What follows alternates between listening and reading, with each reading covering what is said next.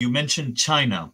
So many of us assume that the Biden administration will reduce the bellicose attitude displayed during the Trump years. That does not seem to be the case. What, in your view, explains the American shift in seeing China as a somewhat of a partner in corporate-led globalization from the 1980s onwards to viewing it as a grave threat today? You're quite right. The Biden administration selected a very hawkish group of national security advisors who are raising tensions with China, carrying out provocative acts, all presented in the United States as an effort to counter the China threat. Raises a question. What exactly is the China threat? Lots you can condemn in China. Their behavior in Xinjiang province, fortification of islands in South China Sea in violation of international orders.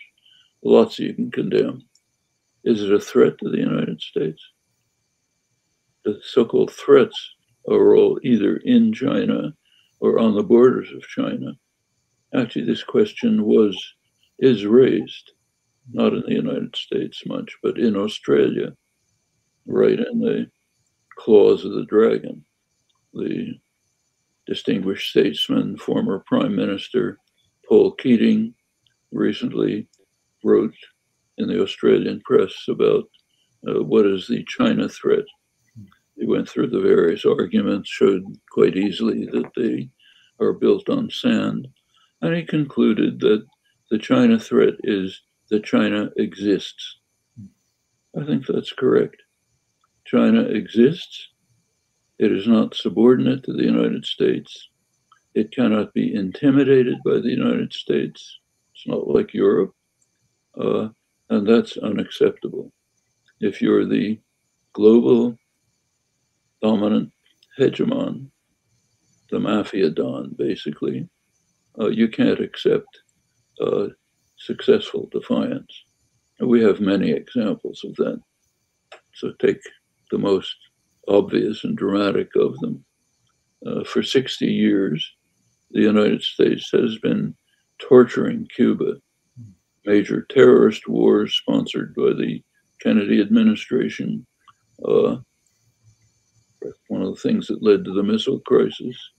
An embargo so severe that it's in fact a blockade. Constant torture of Cuba because of the Cuban threat. And what exactly is the Cuban threat? Well, one good thing about the United States, very good, is that it's quite an open society, much more than others. So we have access, substantial access to internal government documents from the 1960s. And the State Department explains the Cuba threat. I'm quoting it now, Castro's successful defiance of US policies going back to the 1820s, 1823, the Monroe Doctrine, when the US government established its goal of dominating the hemisphere. Couldn't carry it out at the time. Britain was much too powerful, but that was the intent. The United States should dominate the hemisphere. Castro is carrying out successful defiance of this principle, and that's intolerable. Well, on a much larger scale, China is carrying out successful defiance of the US policies since World War II of attempting to rule the world. And China's not Europe. When the United States imposes sanctions on Iran, let's say, Europe doesn't like it. They're opposed to it, but they obey.